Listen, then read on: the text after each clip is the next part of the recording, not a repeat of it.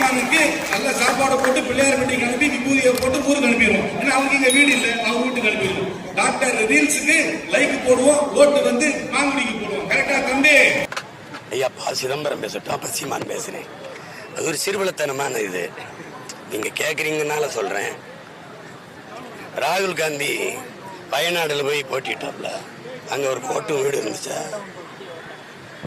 அவருக்கு அப்புறம் அவங்க தங்கச்சி போய் நின்றுச்சு பிரியங்கா காந்தி, ஓட்டும் வீடு இருந்துச்சு. இப்ப மேலூர்ல காங்கிரஸ் கட்சி சார்பா ஒருத்தர் நிறுத்திருக்கீல்ல, அவருக்கு ஓட்டும் வீடு அங்க இருக்கு. அவரு காஞ்சிபுரம், அவருக்கு எங்க நிறுத்தி?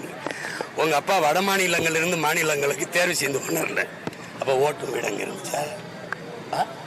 ஓட்டும் வீடு இருக்கிறவங்க அந்தந்த தொகுதியில போட்டியிடணும்னா நீ இந்திய பற்ற பேசுற, தேசிய ஒருமைப்பாடு, ஒரே நாடு, ஒரே ரேஷன் கடை, நீங்க தானே? ஒரே வரி, சரங்கு, சொரியெல்லாம் கொண்டு வந்து நீங்க தானே? என்ன பாருங்க எப்படி பயம், அந்த நடுக்க அந்த பயம் உங்களுக்கு இருக்கணும்.